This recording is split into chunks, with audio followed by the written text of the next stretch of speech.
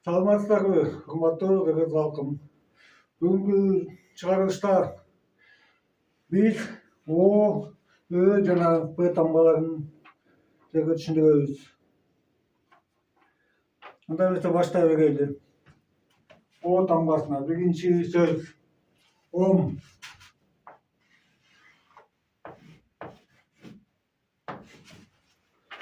Ом тамгасы кыргыз тилинде ийгилик деген сөздү билдирет. Ом, ийгилик.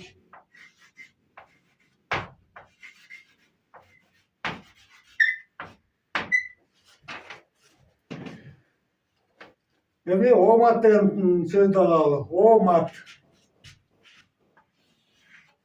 Омат.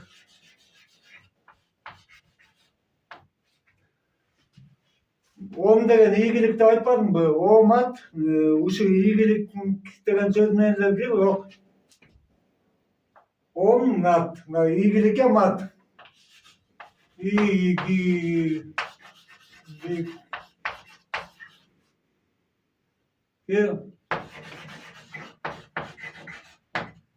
Омат деген ийгиликке мат деген сөзгө айланып кетет.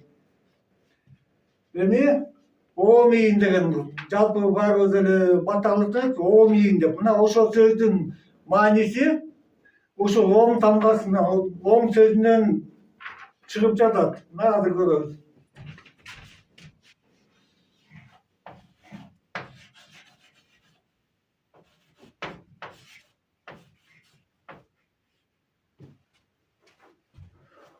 Ом ийин деген сөз Ом сөзү менен бириккенден кийин ийгилик келсин деген сөзгө айланып кетет.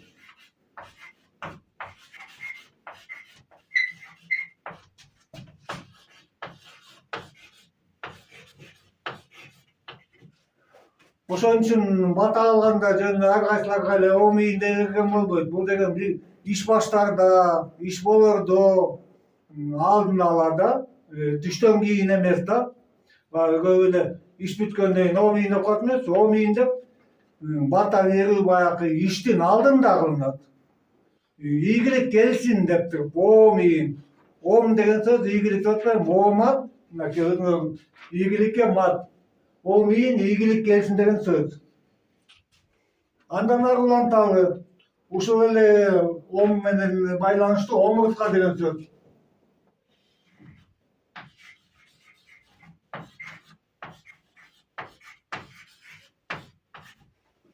Омуртка, өзүңөр билесиңер, омуртка деп биздин аркабызда айтабыз.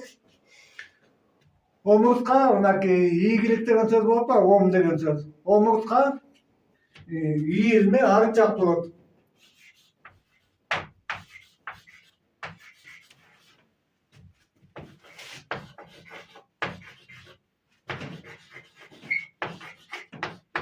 Мына ийилме деген Ом бөлүп атабыз. Ом ийилме. Урут деген сөз мынакей жакта. Бул урут эмес, арт. Анан кадеп кошумча сөздүн аягы болуп атпайбы? Бирок чын эле буягына арт жак деген сөз болгон мурда.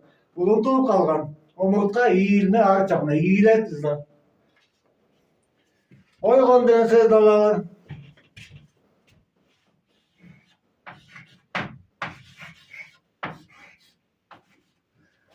Мына ушул жерде эле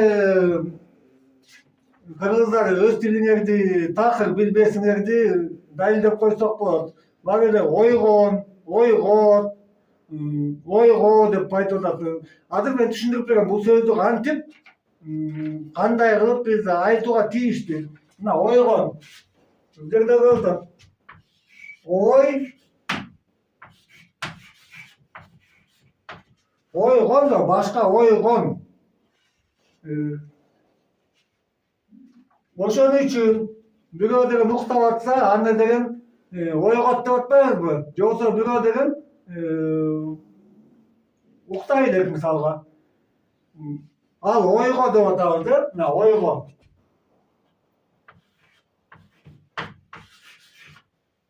Ойго деп айтылбайт. Бул эмне деген ойго? Кон деген сөздү колдонууга тийишпиз. Мисалычы, ойго дебейбиз да, ойгонуу сөзү ушундай айтылып атыш. Анткени ой конуккан да башына, ал уктап аткан жок. Ойгот деп да айтууга болбойт. Эмне деген ой анан кот янында? Бул жерде момундай айтылат.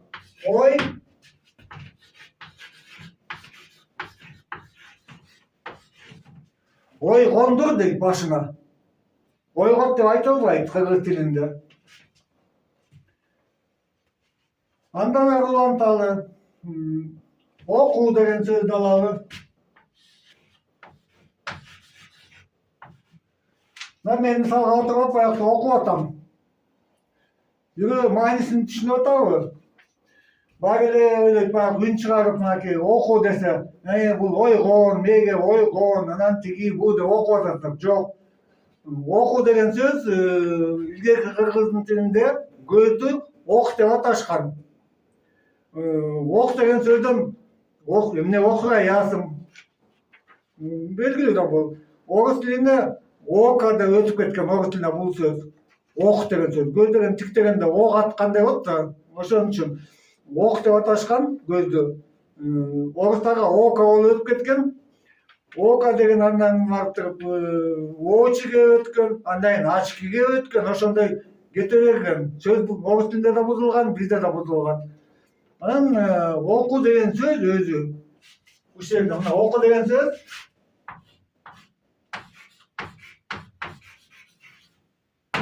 тикте деген гана сөз болот. Башкача мааниси жок мында. Окуу, тикте, үн чыгар окуу деген болбойт. Анда таптакыр башка сөз колдонулат. Мына окуу деп айтпайт, тикте.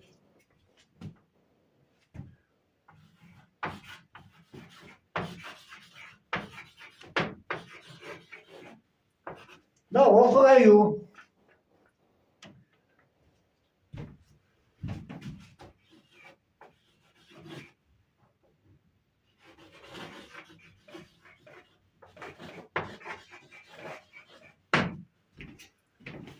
Мына окугаю деген сөздү өзүнө бөлөсөң, мына ок деген сөздү өзүнчө бөлөбүз. Ок, бул көз. Онда ура деп атабайбы? Бул уруу деген сөз. Көздүн оку менен уруу, баягы бирөөнү атып аткандай тиктегенди айтат. От.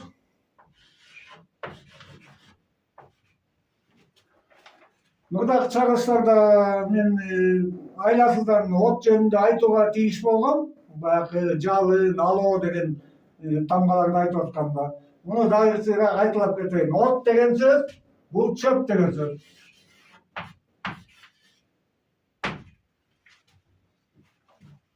Тамак деп койсок болот. Бул деген мал жей турган тамак да чөп. От деген чөп. От жак деген сөз бар.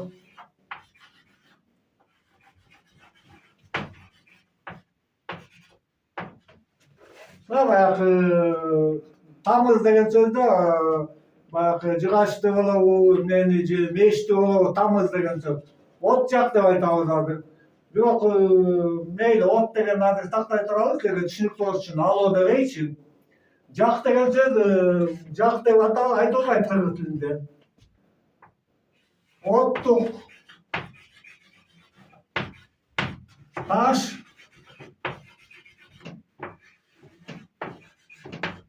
мынакей мааниси. Оттук таш чагып тамыз деген сөздөн келген. Оттук таш чак. Жак эмес, чак. Оокат.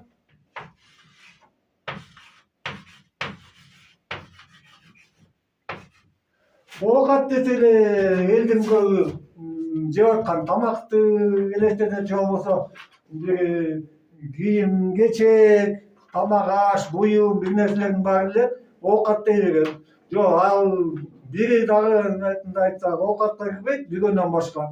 Оокат деген кыргыз тилинде момундай келип чыгат.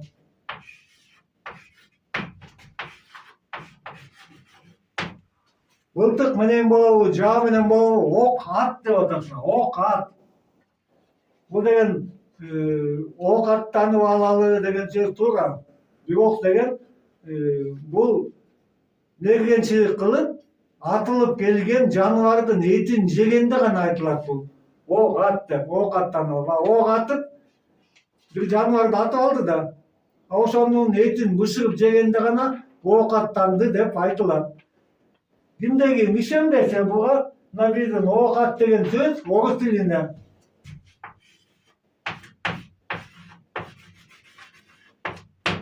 Охота ол өтүп кеткен. Бизде кыргыз менен орус бир эл болгон. Мынакей ушул жерде дал эле мына ок ат көрдүңөрбү? Охота өтүп кеткен орус тилинде. Биз кийин орус тилине да келебиз, көп нерсени түшүндүрөбүз. Азырынча силерге ушул эле жетишти го дейм. Эми окуя деген сөздү алалы.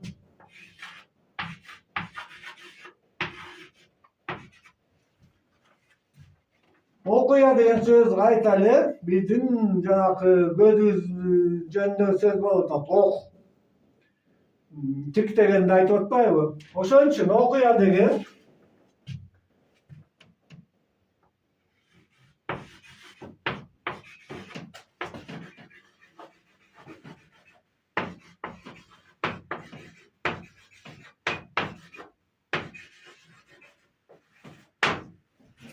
окуя деген ок менен, көз менен көргөн нерсе гана айтылат. Кулак менен угуп мындай кылган айтылбайт. Ок, уя деп атат, көрдүңөрбү? Жокто мындай айтсак, так айтсак, ок, бул жак уя эмес, ой болуп калат. Чындыгы мааниси мына. Ой, баягы көз менен көргөндө жаттап калган ойду айтат. Обочо бол.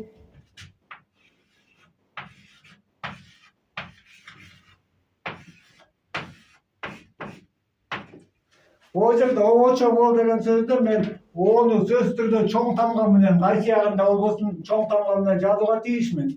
Себеби мындай. Обочо бол деген сөз бул аялдарга гана айтылат, эркектерге айтылбайт, эркек балдарга айтылбайт. Күйөөгө тийген аялга гана айтылат бул. Себеби мындай. Обо энени баардыгыңар билесиңер да, обо. Обочо бол.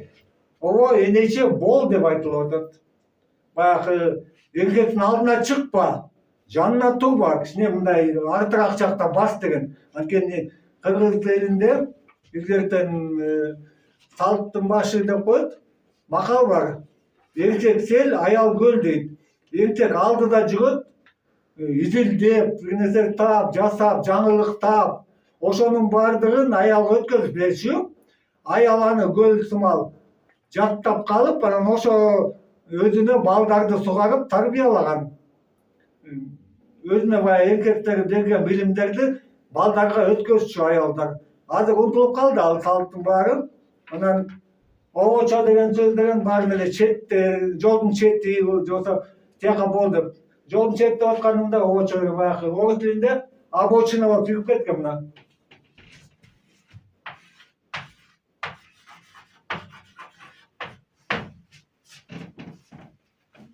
Обочо бол деген орус тилинде мынакей обочо. Жолдун чети деп аталып калган бул сөз. Аларда да ката. Кыргызда деле ката. Баары акырынан оңолот деп элечи. Бирок деген көп убакыт кетет буга тилекке каршы. Көп жыл кетет. 20-30 жыл кетиши мүмкүн. Буларды силер бүт түшүнүп, ушундай сүйлөй баштаганыңарга чейин. Бирок деген мааниси эмне? Азыртан түшүнүп алууга тийишсиңер. Мынакей обочо, обо энече бол. Эркектин алдына чыгып кыйынсынба. Эркекке деген кыйын болуп акыл айтпа, сөзүн бөлбө. Мына Каникей энебиз деле кандай айткан? Эркек жөнүндө. Өзүңөр деле уксаңар керек деген. Эркек улуулуктун баркы деп айткан. Эмне деп айтасыңар ошондон кийин? Ушу улуу энелер айтып атса ушуну. Эми олторгоч деген сөздү алалы.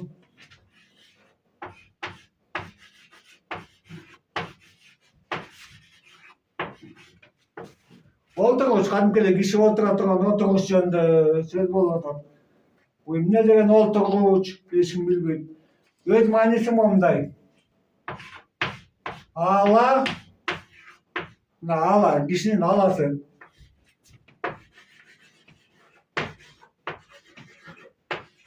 Ала тургуч дейт. Кишинин аласы турат ал жерде. Орой деген сөздү алалы. Орой мамиле кылды, жүрөккө катуу тийди, көп айтабыз. Бирок мааниси кандай экенин эч ким билбейт. Мына орой деген сөз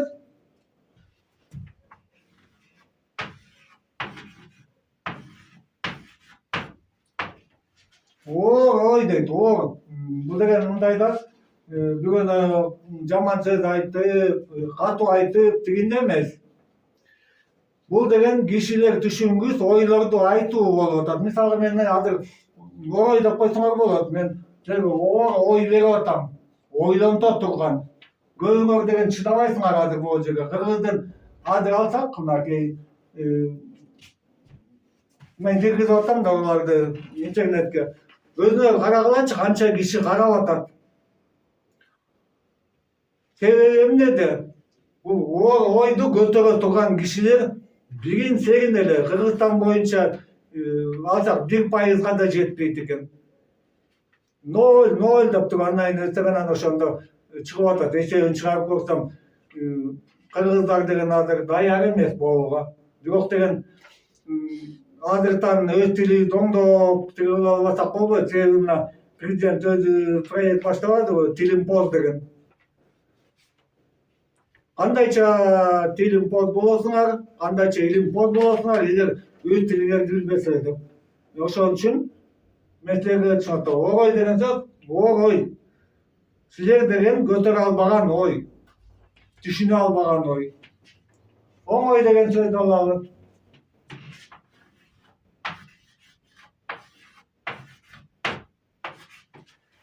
Бул жерде дагы ушундай эле нерсе болуп атат. Оңой деген сөз баягы оңой эле жасап койдум, оңой эле бышырып койдум, оңой эле жеттим дейт, оңой эле тигинтим, минтим. Жок, бул сөздүн баары туура эмес. Оңой деген сөз мынакей. Оң, ой. Оң, ойлонулуп жакшы кылынган ойду айтат. Ошол ойго жараша иш чыгат. Ошону анан оңой иш деп коет. Оң ой. Бул жерде мен жазбай эле коеюн. Оң ой. Туура ой деген сөз бул. Эми ойгон деген сөздү алсак,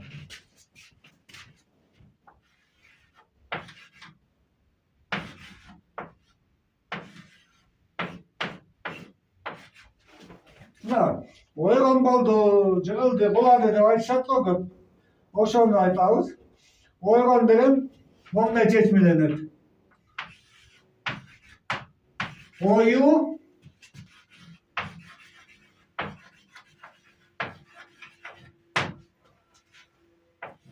Ою уранды, ою кулады, баягы эчтеке жарабаган ой деген сөз.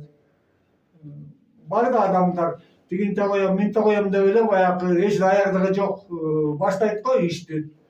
Анан баштаса тиги жок, бу жок, колунан келбейт. Ошондойлорду ойгон болду деп коет. Ойду уранды болду, ою. Болуя.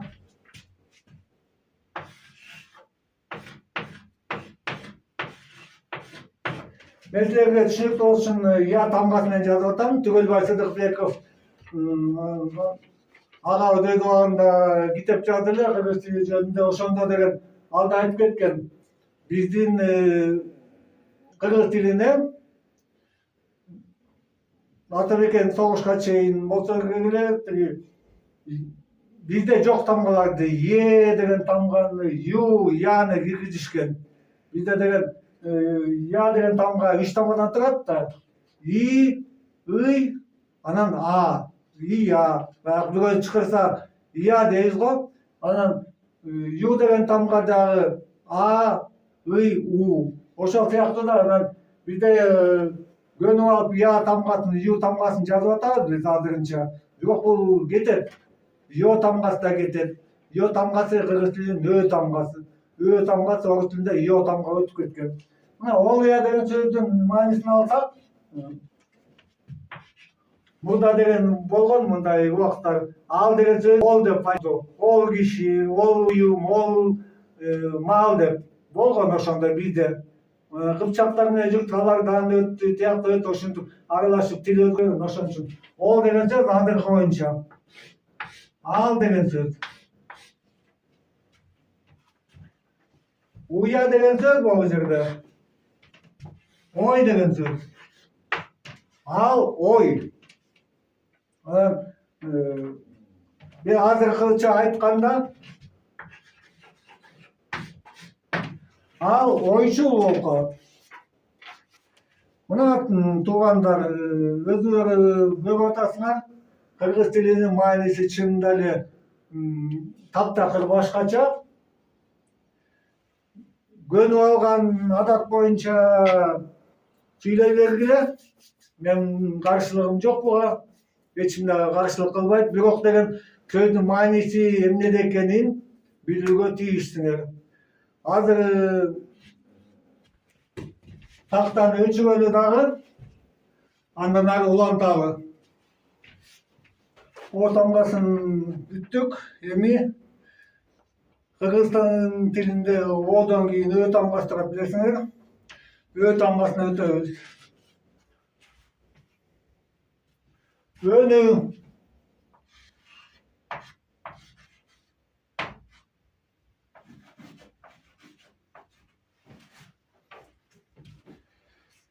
Биринчи метрге өнүү деген сөздүн маанисин түшүрүүдөн мурда Ö деген тамганын маанисин түшүндүрүүгө тийишмин. Ö деген кыргыз тилинде кол жеткис, бийиктик деген сөз.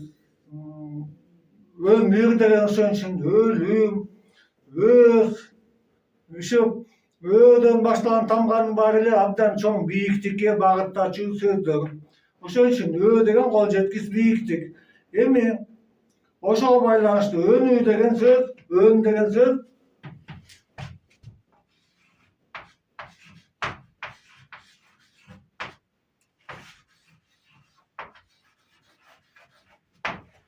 өйдө чыгуу, чыга баштоо деген сөз. Өйдө чыгуу. Өсүү.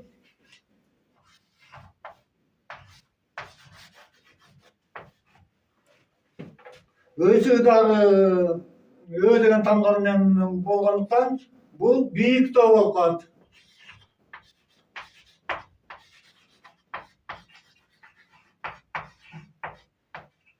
Мына өс деген бийикте деген сөз. Бийик, баягы өсүмдүктөр менен байланыштырып атат. Биз төгөлгөндө кичинекейбиз, өсүп өйдөлөп атат, бийиктеп.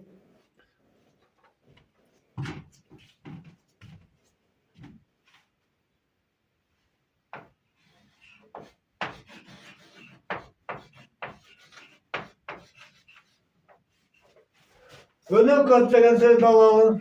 Өнөкөт. Бул дагы Ö тамгасынан болуп атат. Анын үстүнө өн деген сөз. Өйдөк менен ылдыйкыла өн деген сөз. Ошон үчүн өнөкөт деген өйдөлө өсүп кетүү деген сөз.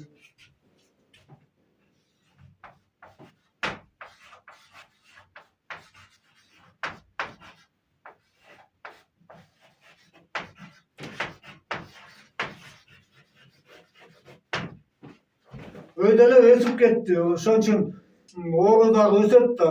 Өйдөлө өсүп кетти. Аны токтото албайбыз. Өнөкөт болуп кетти деп ошон үчүн айтат. Өлкө.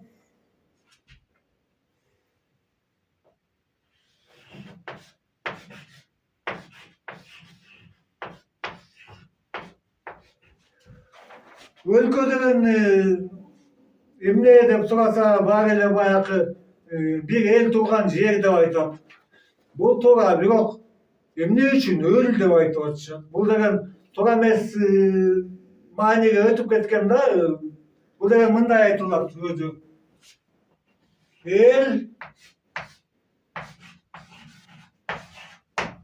Эл коо. Баягы айлантасы коо менен курчап бөлүп атпайбызбы? Кошуна деле бөлүп атат. ишканалар бөлүп атат, же болбосо айланта деген чек ара кылып эки элдин ортосун коо коюп атпайбызбы? Ошондон болуп атат бунун сөз маанисиси. Эл коо, өзүнчө бөлүнгөн эл деген сөз. Өлкө деген сөз жок. Эл коо деп айтылат, өз мааниси. Мындай айтсак, элди бириктирип турган каша деп айтабызбы, чек, ошондой түшүнүккө тийизбиз.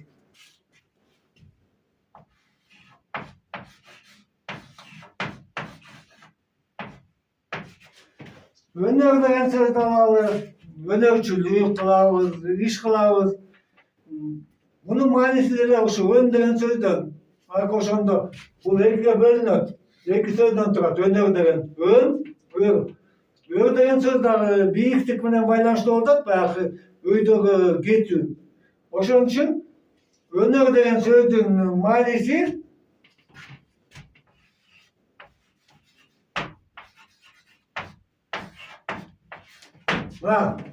бийик өс деген сөз. Баягы бир нерсени үйгөнүп эле бир нерсе жасап эмес, бийик өс. Ар бир уста ким болбосун бир нерсе иш кылса, сөзсүз түрдө ошол иштин жогорку жетүүгө тийиш деп кыргыздар мурун талап коюшкан. Уста болсоң бийик бол деп.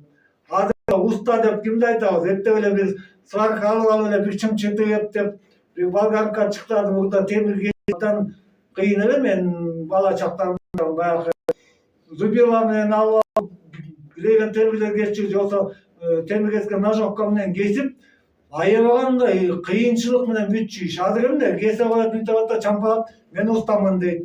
Жок, силер уста эмессиңер. Уста деген кайсы иште болбосун, аябай кол жеткис, бийиктикке жетсе гана уста деп аталат. Антесе кандайча уста болот?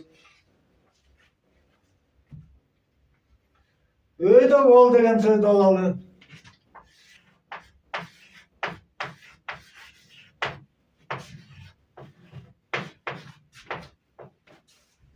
Өйдө. Кайда эле байкадыңарбы, бул жерде эки өө турат. Мен айткам, эгерде жумшак табыштан эки болсо, бул аябагандай дегендей, укмуш, өтө дегендей маани түшүп кетет сөз. Ошон үчүн өйдө бол деген жөн жерде отуруп өйдө бол дегенге байланыш эмес, бул аябай бир кандай десем, бир жогорку аябай бийик чегине жет деген сөз. Мындай айтканда, бийик бол деген сөз бул.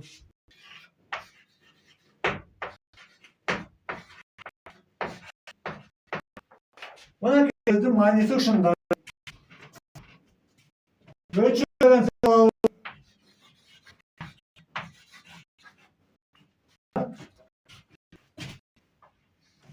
Өчү бул деген кандай сөз болуп калат? Өч ал. Мындай бул жерде өч деген өзү сөз. Боякта үйгө эмес, өч уру. Ошон үчүн бул сөздүн мааниси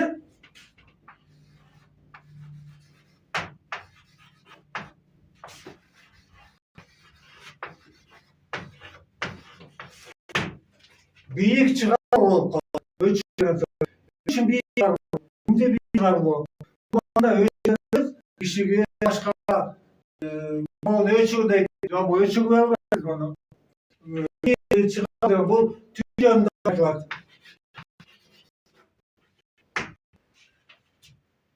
Жаатта суу куюп салып түтүн өйдө чыкпасын деп, көрүнбөсүн деп.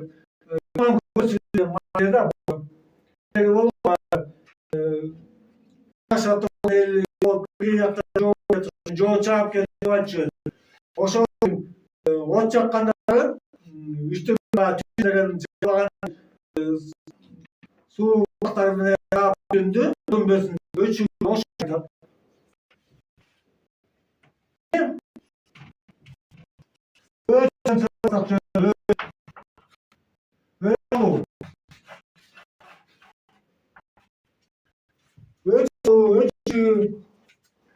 Бул деле азыркыдай эле сөз. Бул дагы көрүнөр, өө деп атпайбы? Бийик чыгарбоо. Демек, бул сөздүн маанисинде күйүп жаткан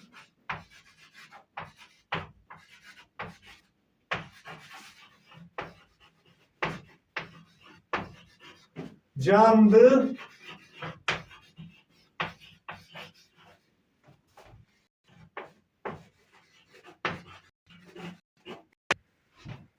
мындай айтканда өч алуу деген сөз алып кетүү же дагы бир нерсе эмес экен кыргыз тилинде. Бул деген өлтүрүп салуу.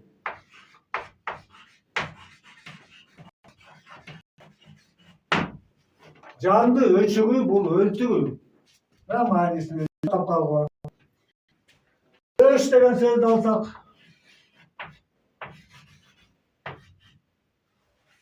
өч деп кыргыз уйду айдайт. Аны баарыңар билесиздер. Yok, emne için öş. Emne için koyduk? Koş deymiz.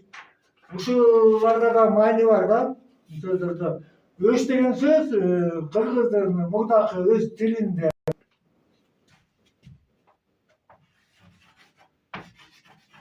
sütün öz. Süt öz de vatat. Süt köpüğün degen söz. Uydu degen Kırgız havagan emek. Kırgız dilinde uy деген сөз эмне? Бул уя деген сөз болгон башында. Эмне уя дейт?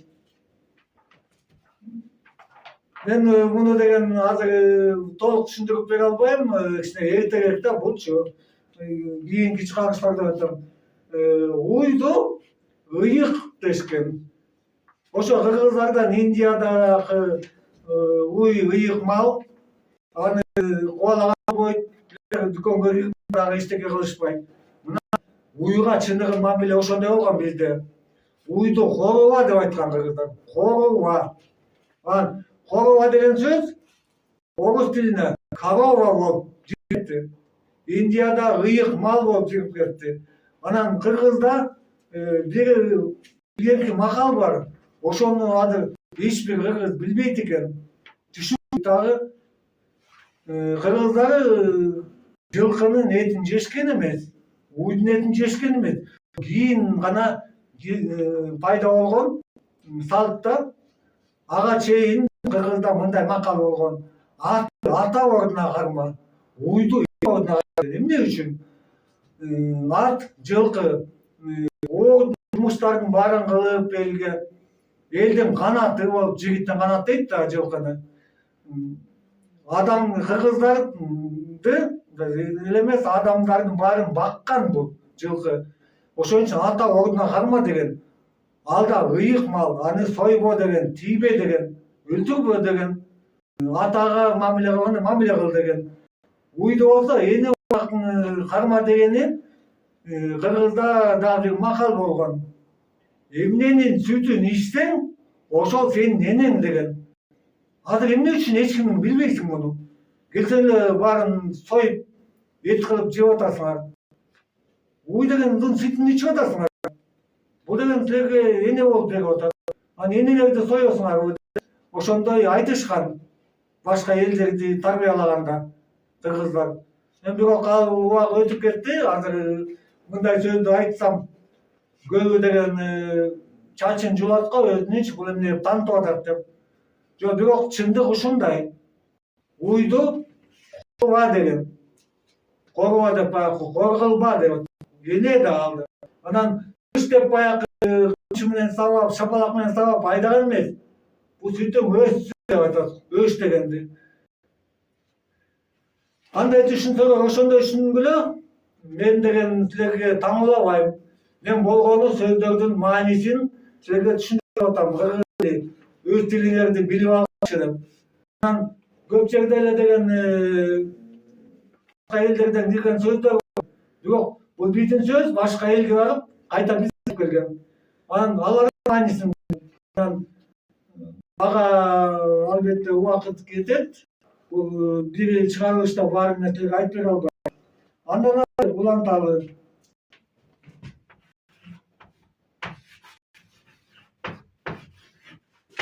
Öjör деген söz.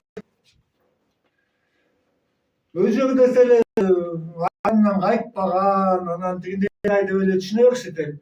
Бирок öjör деген сөздүн несі?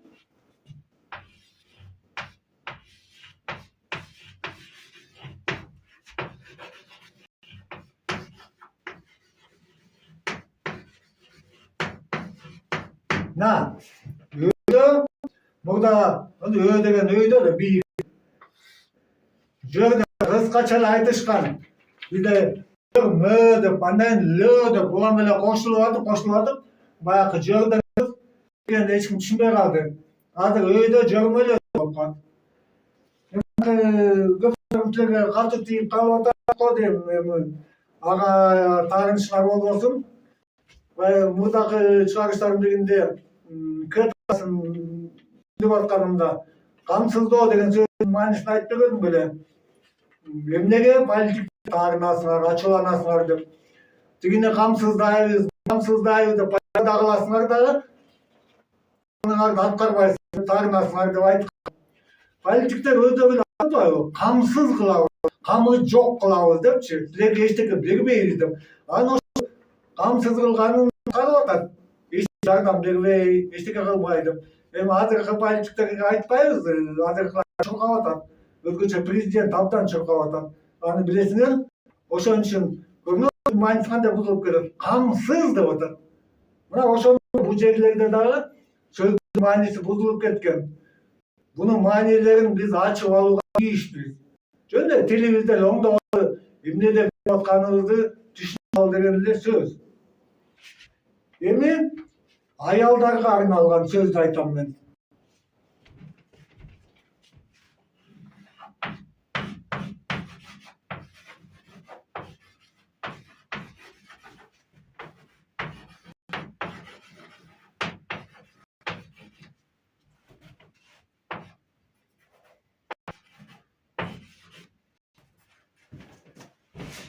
Ар бир кыргыз аял балдарды өлүгүңдү көрөйүн деп тилдейт. Сөгөт, ачууланганда бул абдан туура эмес. Өлүгүн көрөйүн деген бул өлүп кал, тиригиндей болуп кал деген сөз эмес. Өлүгүн көрөйүн деген сөз башын жакшы сөз болгон.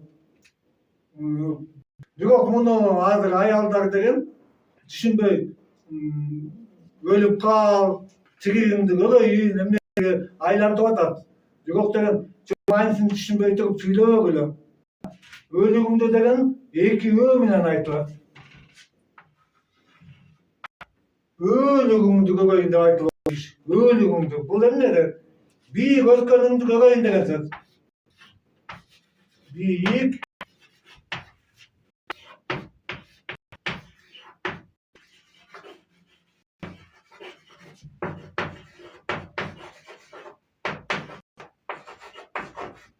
мына өлүгүн көрөйүн балага ачып эне мисалгачы.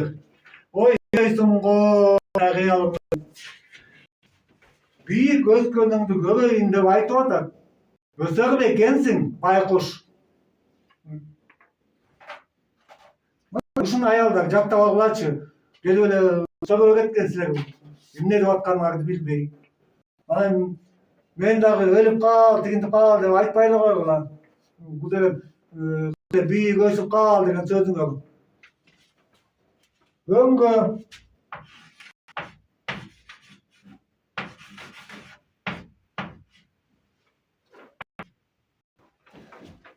дегенди чочум, тааныш, бейтааныш деп түшүнөбүз биз азыр. Бирок сөздү бөлгөндү билүүгө тийишпиз. Оякта деген калдасыңарбы? Өмү деген өзүнчө сөз. Gö деген өзүнчө сөз. Gö деген сөздү билесиңер баарыңар элечи. Бул мындай чечмеленет. Gö деп. Андан ары уланталы. Азыр П тамгасына келдик. Тилекке каршы кыргыз тилинде П тамгасына сөздөр абдан эле аз. Ошон үчүн анча мынча эле тамга болуп калды бизде. 6-7 эле. Баштайлы.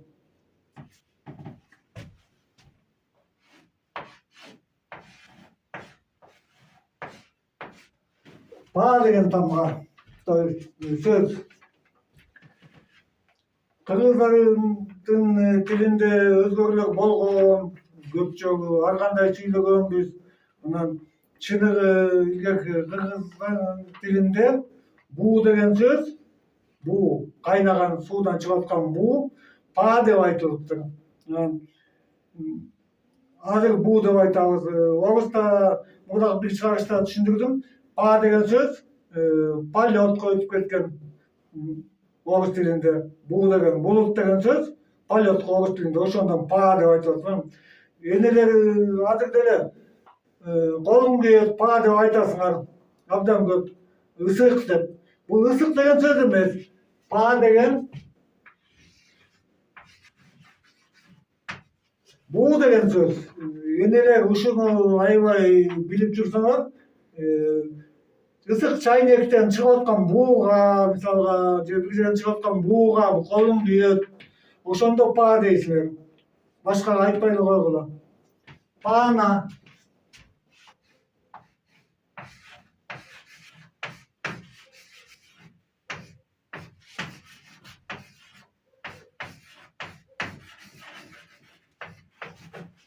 Кыргыздар коркунуч болсо, бир нерсе болсо, паана издеп, паанек издеп деп айтабыз. Баш паанек деп. Мунун мааниси мындай болот.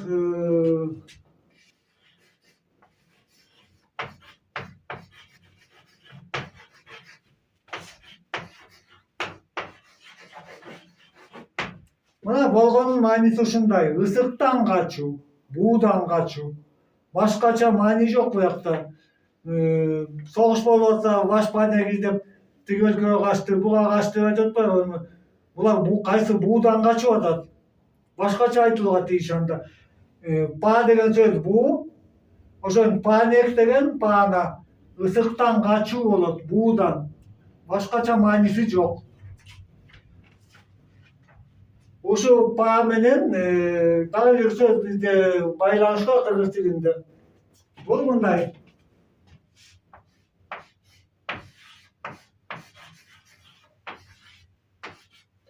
Пало, биз жеп аткан келип пало. Баары эле айтат, пало деген Өзбектен келген, Тажиктен келген, жана башка элден келген деп көп айтышат. Мен аяктын баарын текшере алган жокмун сөздөрүн тилекке каршы. Болгон сөздөрдү текшерип атам да, ошон үчүн кыргызга деле тиешелүү болот пало, илгерки кыргызга. Себеби па деген кыргыздын буу деген сөзү жүрөт. Пало азыркы тилде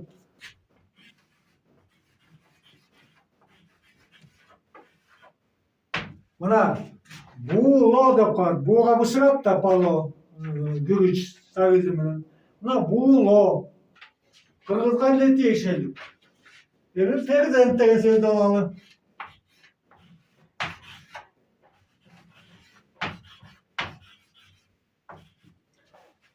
Перзент деп ымыркай балдарды айтабыз го биз деген. Эмне үчүн перзент? Бул эмне деген пер, эмне деген зент?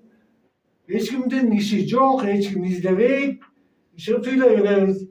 Чыныгы мааниси мындай болгон.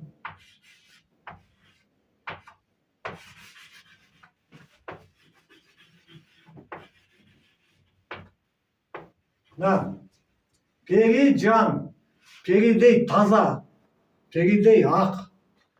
Эч булганчы жок деген сөз. Баягы жаңы төгөлгөн бала чын эле таза да, кээ ойлор, жаман ойлор жок башында. Түшүнбөйт жамандык деген эмне экенин.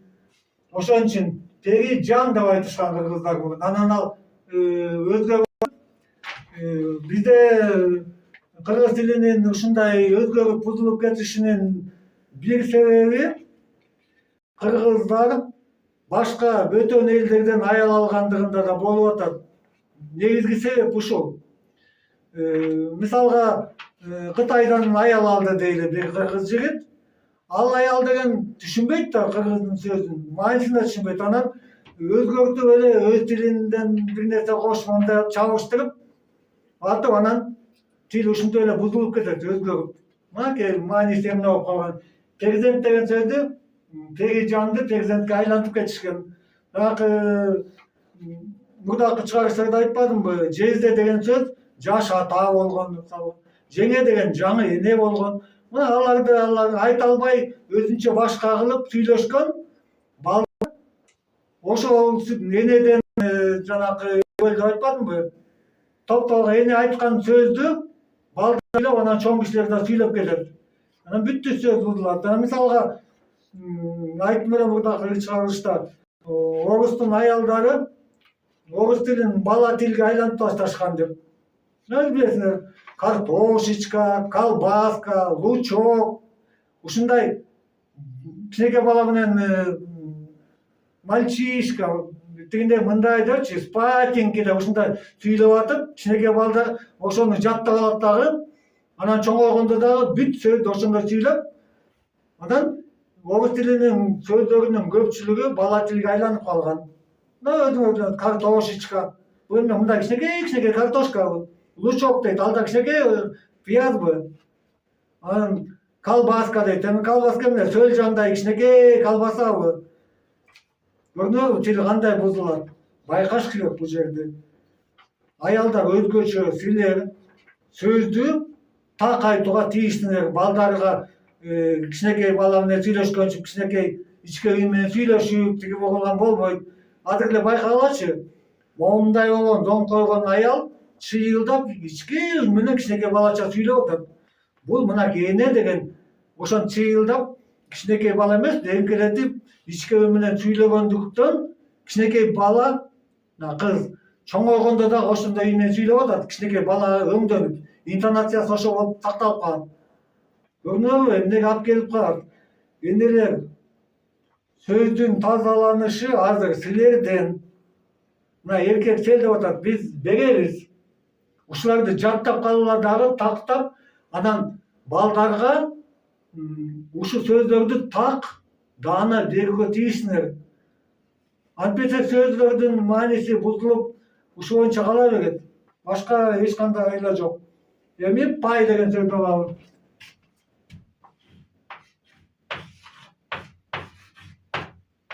Кыргыздар пай десе, пай деп жанагы мактап ырдайт эмеспи? Ошону элестетет. Бирок пай деген сөздү унутуп калган. Бул орус тилинде сакталып турат. Бирок кыргыздын сөзү бар бул пай деген. Пай деген тең бөлүшүү деген сөз.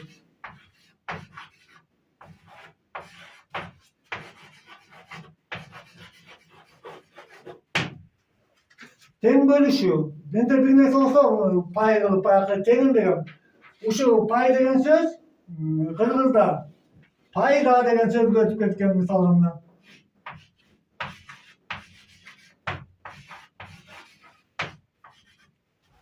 Пай деген тең бөлүшүү, орустарда эле сакталып жүрөт бул сөз.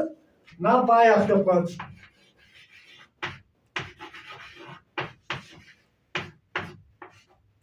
Тең бөлүшүп алып иш кылуу деген сөз. Пай. Анан бизде пайда деген сөзгө өтүп кетти, пайыз деген сөзгө өтүп кетти.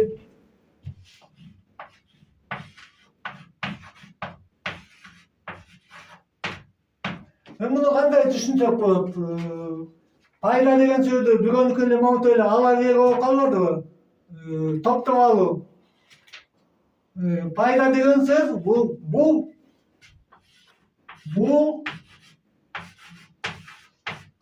пайда. Мондай жазылат. Пайда. Бул деген пай эмеспи? Бул деген болгон пайда депчи, баягы. Бул тең бөлүшүү да деп. Мисалы, пайда табам десе, тең бөлүшүш керек. Кимден алып атат муну? Сөзсүз түрдө. Бул мааниси ушундай сөздүн. Пай. Тең бөлүү. Пайыз деген дагы чет жагын кесип алып, азын элге көбүн алып атабы, мисалга жанакы элге акча берип аткан мындай кишилер чалып тура эмес. Пайыз деле. Тең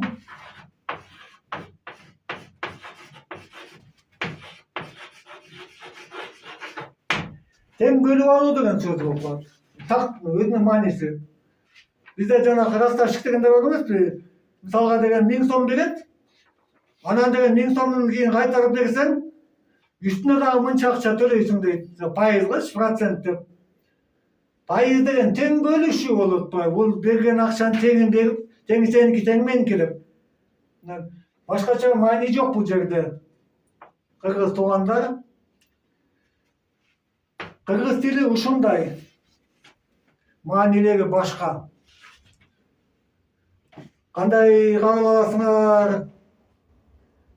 Так айтыш кыйын. Азыр көп эле эл менен сүйлөштүм бул суроолор боюнча. Туура эмес, ката, жалган деп айткандар жок. Баягы буларды кайдан билесиң дегендер бар. Билгенимди айтып атам да, билем. Бул көп жыл эмгек бул. Издеш керек, табыш керек. Анан табылган нерсени катып алган болбойт. Элге бериш керек, анткени мен дагы кыргыз элинин бир мүчөсүмүн да. Ошон үчүн мен буларды силерге берип атам. Бул менин элдин өсүшүнө кошкон салымым, аз да болсо. Эми калганын өзүңөр чечиңер. Эми суранарым, кыргыз туугандар, көп эле жерден угам кыргыздар чалгай кеткен эл, эчтеке менен иши жок, өлүп атса дагы жата берет деп ушундай бир сөз көп угам. Кыргыздардын ичинде өздөрү малбыз да депчи, айтканы дагы жакпайт. Бул мындайларды токтотуп, мисалга мына мен бул жаңылыкты берип атам силерге. Өздөрү окуп деп эле таштап калат экенсиздер. Жайышкыла мага. Бияка жибергиле, бияка жибергиле, телефонду делиться деген кнопка бар. Ошону басасыңар да WhatsApp же Telegram аркылуу тааныштарыңарга жиберип, тияка жиберип, бияка студенттерге тараткыла. Студенттер негизи эң эле кыргыз элинин активдүү бөлүгү эмеспи? Мектептеги 11 класстагы, 10 класста окуган балдарга көбүрөөк жайгыла. Ошолор жайат негизи. 40тан өтүп калган кишилер негизи билесиңер да, баягы кыргыздын макалындай биринчи түлкүгө айланат, андан кийин итке айланат деп, баягы чөптүн үстүнө жатып алып эч кимге жедирбей деп, ошондойго айланат адам негизи эле. Андайлар болбош үчүн жаштарга таратып, өзүңөр да мага жардам кылгылачы. Мен булардын баарын түшүндүрүп берем. Анан мунун баары жөн эле калып калбасын. Өсөсүңөрбү, өспөйсүңөрбү, мына ушундай силердин ички дилиңерден болот бардыгы. Өсөм десеңер жайышкыла. Жазыласыңарбы, жазылбайсыңарбы бул каналга? Буга мен капа болбойм. Мен акча албайм бул үчүн. Жөн эле жайганга жардам кылгылачы, уктабагыла. Абдан суранам силерден. Анда эмесе ушуну менен бүгүнкү чыгарылышыбыз аягына чыкты. Эмки чыгарылышка